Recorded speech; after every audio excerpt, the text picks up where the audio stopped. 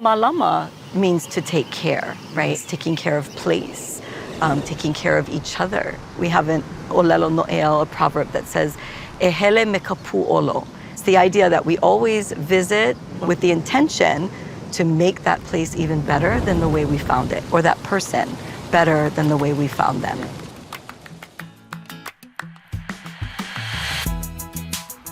Welcome to About the Journey. I'm your host, Oneika Raymond, travel expert and member of Marriott Bonvoy. In this season, we're exploring how travel changes us for the better, allowing us to nurture ourselves, our relationships with family and loved ones, and even with the world around us. This week, we are coming to you from the beautiful island of Maui, which is actually pronounced Maui in Hawaiian. You'll hear me pronounce Maui both ways in this episode. Now, Maui, Hawaii's second largest island, is known for its diverse landscapes, from its lush rainforest to its sandy beaches. But a visit to Maui isn't just about immersing yourself in its immense beauty. It's also about engaging meaningfully with locals and history. The local people is what makes Hawaii Hawaii. When you shop local and support small businesses, that money stays on island for the most part. And then it creates a richer community that's more interesting, I think, as a traveler to visit, right? On my visit to Maui, I'm traveling with the intention of being a more sustainable visitor to this special place by buying local and discovering what the island means to the people who call it home. All from my jumping off point at the Sheraton Maui Resort and Spa, tucked along Anapali Beach. By the end of the episode, I promise that you'll be ready to visit Maui too. I'll be sharing lots of tips for exploring the island, buying local, and engaging with its rich history. Hi, Luana. Aloha. Aloha. Thank you so much for having me. Oh, it's so great to meet you, Pehea. This is Luana Kawa'a. Luana has been teaching the Hawaiian language for 30 years. She's going to help me learn some of the basics so I can more meaningfully immerse myself in all that Maui has to offer. But first, we're meeting at Sheraton Maui Resort and Spa's breezy lobby lanai. I'm definitely born and raised and from the island of Maui. This is where my kupuna, my ancestors, come from. I love hearing you speak Hawaiian. It's such a soothing language. What has been your journey to learning Hawaiian? Well, first of all, I absolutely agree. Hawaiian is very melodic and beautiful and soothing, as you said.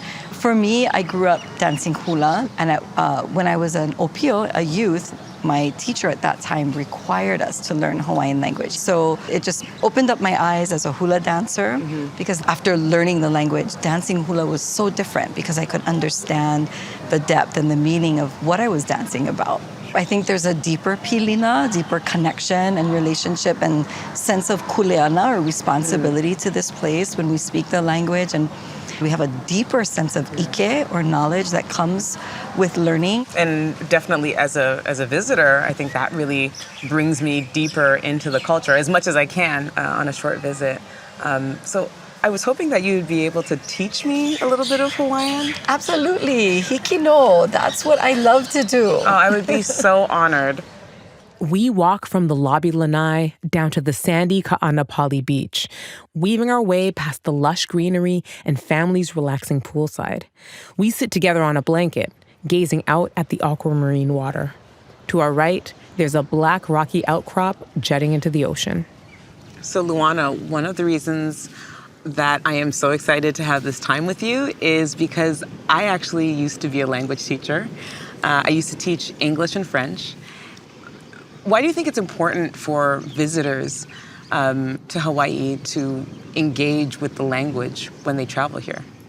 Coming from the perspective of a visitor, knowing a little bit of Hawaiian language before you come helps you, I think, to acclimate better, to feel a little more included in the fabric of society here. There's so many terms that we use in our everyday language, like pau, for example, which means I'm done or I'm finished. It also makes us as the kama'aina, the people from this place, feel great when a malihini, a visitor, comes and knows some of the things, some of the terms that we're using already, because it makes us feel that they took the time to learn and to, be knowledgeable about our culture prior to coming. And that, to me, is a mindful malihini, a visitor that comes mindfully.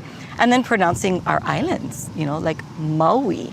right? Maui rather than Maui. Yeah, Maui. Maui. Right? Yes, that's the correct pronunciation. Yeah. You know, we often talk about language being a code, but I also feel as though it's really a bridge. And it's such an opportunity to not just communicate, but also to connect and to show respect.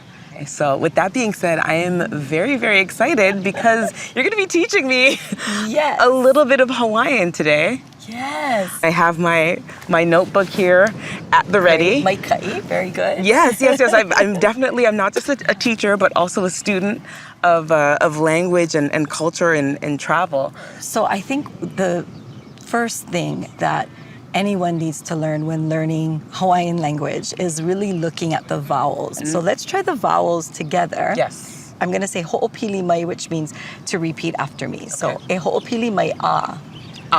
A. E. E. O. U. U. Excellent. Maikai loa. And I love that you really focused in. You were listening, but you were also watching, right? The way that my mouth moved as I was pronouncing those vowels. Mm-hmm. You know, as a language teacher, something that I always told my students is to relinquish that fear. Mm-hmm. Because oftentimes it's the fear that holds you back, and practice makes perfect with language. It's part of the learning process. In my travels, I have heard the phrase travel pono and malama. What do those terms mean? Sure. You know, pono has a lot of depth to it. It means so many things in different contexts. But when we talk about pono in relation to travel, what we're saying is really to come with good intention. Traveling pono, I think, also means having some understanding of the Hawaiian language and the Hawaiian culture. And being willing to ask when you don't know, you know. Such an important component. When I arrived at Sheraton Maui Resort and Spa, I learned about a cliff diving ceremony on Ka'anapali Beach that takes place each sundown at the striking rocky cliff to our right. Talking with Luana about being a mindful visitor inspires me to ask about this special place. Tonight we're going to be watching a cliff dive. How do I pronounce this rock formation? Because it's going to be taking place right here at right here. Pu'ukeka'a. Yeah, so pu'u, which is our word for like a hill or mound, and keka'a. Pu'ukeka'a. You got it. A place that was known for lelekava, right? Cliff diving, and also such a significant leina, a leaping point where when we pass away, our spirit looks for a place like Pu'ukeka'a, a leina, where our spirit will then leap into the ao makua, or the ancestral realm. Very, very deep meaning to that. And malama means to take care, right? Taking care of ourselves, first and foremost, that we are pono, right? And then extending that sense of malama beyond us, taking care of place, taking care of each other. We have an olelo no'eau, a proverb that says, e hele me ka pu'olo. And it's the idea that when we visit each other, visit places, we come with the intention to make that place even better than the way we found it, or that person better than the way we found them. That's something that I've been talking a lot about lately as we travel around and as we talk to amazing people like yourself. This idea of essentially being, not just being a good visitor, but almost being a good neighbor. All of that is captured in the word aloha. I think when we greet each other with aloha, what we're saying is, I come with this respect and admiration for you, right? And it's reciprocal, right? When we say aloha, we want to hear it back to us. So aloha is one of the most important things I think that we can say. I could sit on this sandy beach and talk with Luana about Hawaiian language and customs all day. I'm already feeling more connected with Maui, and I'm eager to learn more about the island and its people as I explore beyond Ka'anapali. Before we part, I ask her about the town I'll be headed to next. It's so important when we come to places like this, or really any place in Hawaii, that we understand where we are and the wahipana, or the place names, those storied places that are around us. I want to ask you, because we're going to be visiting a town a little later, and I want to ask you the correct pronunciation. Is it Wailuku? You got it. Yeah. Okay. Wailuku. Yes. Wailuku. It's one of our 4 famous waters of Maui. We call it Nawai'eha. And Wailuku translates as waters of destruction. And it talks about one of the big battles that happened here on the island of Maui in that area between Kamehameha the Great and one of our Maui chiefs, Kalani Kupule. And so again, just by understanding how to pronounce it, first of all, and how to say it correctly, and then we learn, wow, there's this great history about battles and historical events that happened in Wailuku. I just want to say thank you for all of this. This has been incredible. I look so forward to learning more about Hawaii, and I just want to thank you so much for providing that entry point. So thank you. Oh, mahalo, Oneika. Na'u kahau'oli. It's been my pleasure to be able to do this with you. With a deeper appreciation for this multifaceted language, I set off from Sheraton Maui Resort and Spa and drive down Hawaii Route 30. The mountain Pu'ukeka'a rises to the left of the car, clouds clinging to its top. Maui contains a number of microclimates, and the landscape changes from dry rolling hills to sprawling farm fields as I move from the coast through the valley, finally arriving in lush Wailuku. Aloha! Hi, aloha! Welcome to Hale Hōʻikeʻike. Oh, thank you House so of much. Display. Mahalo! I've come to Wailuku to immerse myself in more of the history that Luana spoke of. And there's no better place to do this on the island but at Hale Hōʻikeʻike at the Bailey House, a museum run by the Maui Historical Society. It's nestled at the mouth of the Iao Valley, which volunteer James Kimo Guequierre explains is a place of great significance. You're standing on the grounds of the High Chiefs of Maui's compound, Wow. which for centuries made this the most sacred spot in all the islands. One of the things that people don't realize is how old Hawaiian civilization is. I mean, that's one of the reasons I'm so happy to come and meet different people here on the island just to learn about not only the history, but the legacy. This is one of the reasons why we encourage people to come here first, so they learn about the culture of the people. And this is why I've come as well.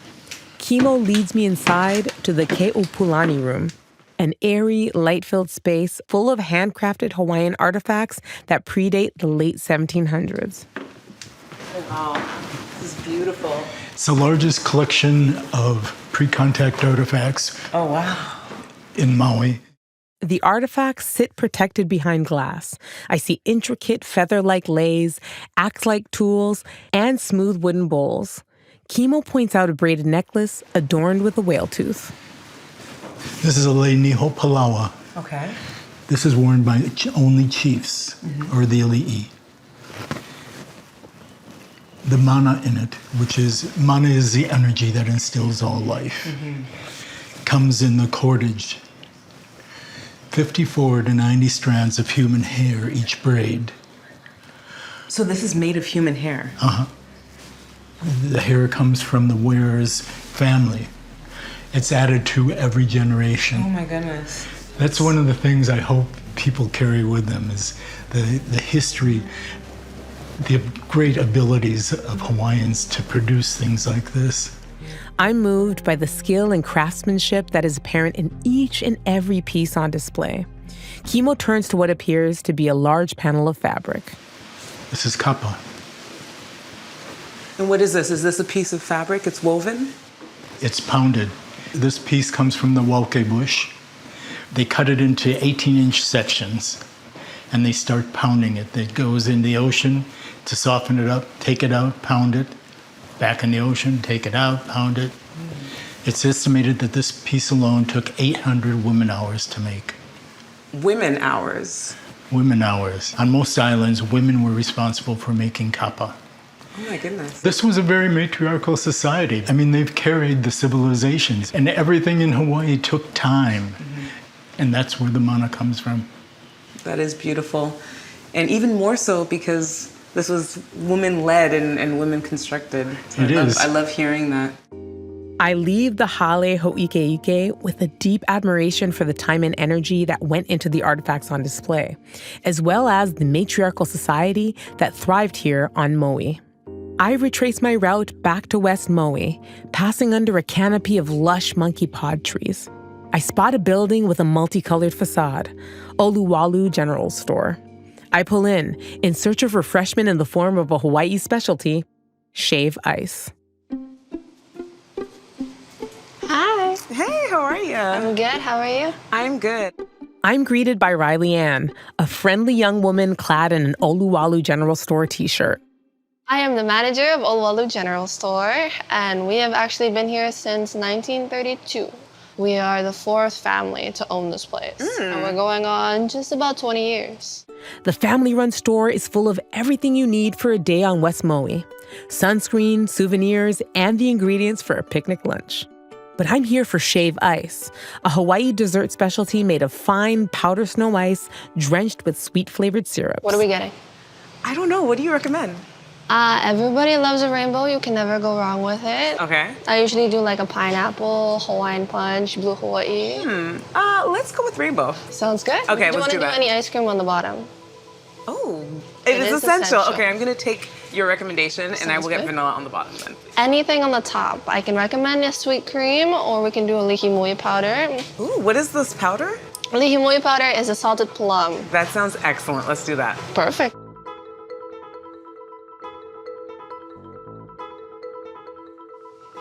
This is really good. I'm so happy. What type of things do you sell? A lot of local kind of desserts, grab-and-go foods. We try to keep as much local-made products in the store. So we have stuff like banana bread, banana jerky, some cookies, all made from local people here on the island. That's amazing. I mean, I would imagine that it's so important for people to shop local here. Yeah, local people is what makes the island the islands. You know what I mean? So we give back to the community gives back to us, you know? And the circle just continues. What Riley Ann says about how the community takes care of each other here in Maui is a real-life example of malama, the concept of taking care that Luana explained in our language lesson.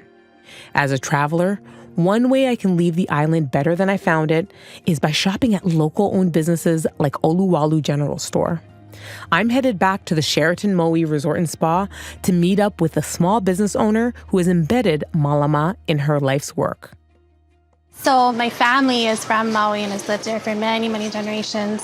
Both my husband and I are part Hawaiian and are really blessed to be able to raise the next generation here on Maui too. Ana Kahalekulu is the founder of Kulua, a small batch clothing shop inspired by Maui. We're a sustainable clothing brand. Everything is designed, cut, and sewn here on Maui. Well, I should say most everything. Ana's store is located in Makawa Town in an area of Maui called Upcountry. While I couldn't meet her at her store this time around, she brought me one of her handcrafted Kulua dresses to wear. The yellow and orange sun-like patterns caught my eye immediately.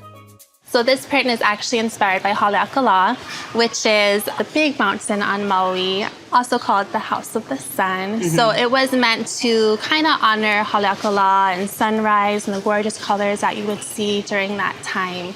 And something that I notice across your line is that you have a lot of prints, but they almost feel like a modern take on, I guess, traditional Hawaiian wear. I mean, can you kind of speak to the intentionality behind the prints that you use for your design?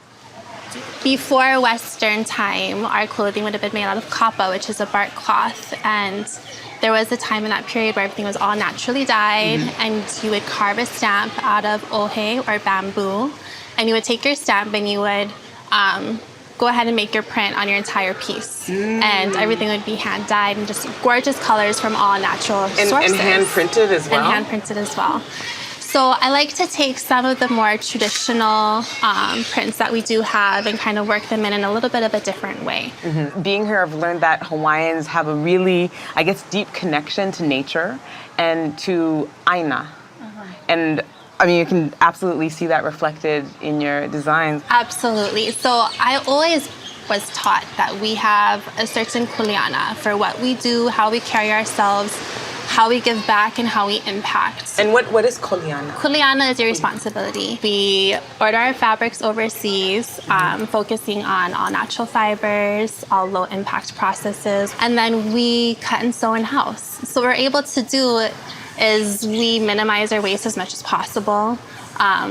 We've had our shop now for 5 years, and we just realized that we haven't thrown away one bag of scraps. Wow. So we'll make headbands and scrunchies and little fabric coasters and sell those in the shop. And we've developed this little fabric lei kit.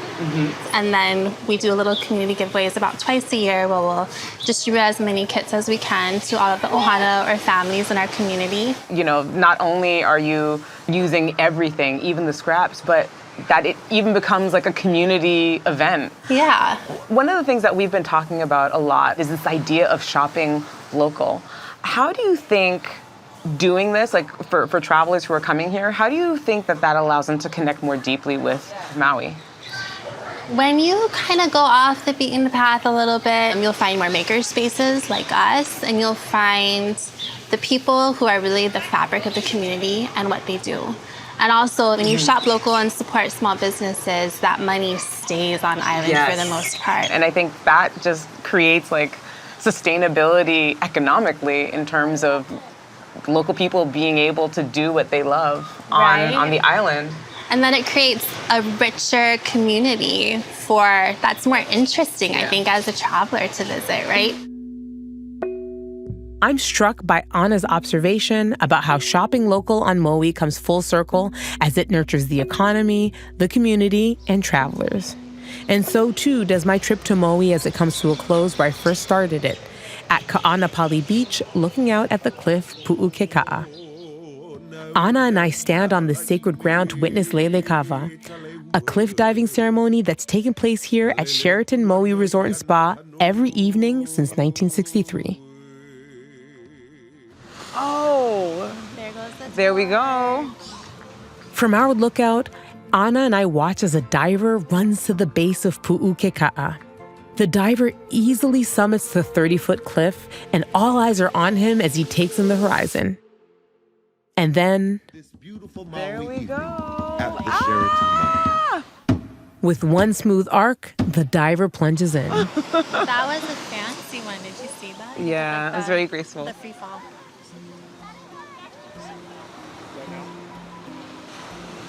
The cliff diving ceremony is a perfect end to what has, quite honestly, been a very fulfilling personal journey. Standing here, I'm reminded of the conversation I shared with Luana this morning. She said that this Lena, or leaping point, holds deep meaning as a place where spirits would cross into the ancestral realm. It's a place that recognizes the transformation that we all undergo in our life's journeys. I couldn't agree more, because for my own journey this season, I traveled not only more deeply, but more thoughtfully. I immersed myself in Sedona, its stunning red rocks, and big starry sky in order to reconnect with myself, all while being reminded that the world is so much bigger than me. I nourished my soul with the music and history in New Orleans, finding parallels and ancestral ties within the rich culture of the Black American South. And I tasted my way through Mexico City, all while creating unique and different experiences that allowed me to see a place that I thought I knew in an entirely different light. But you know, transformative travel is just as much about turning outward as it is about discovering new parts of yourself.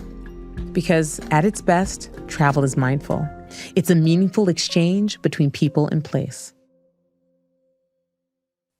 So thanks so much to our guides here in Maui, Luana Kawa'a, James Kimo Guequierre, Riley Ann Demagma, and Anna Kahalikulu.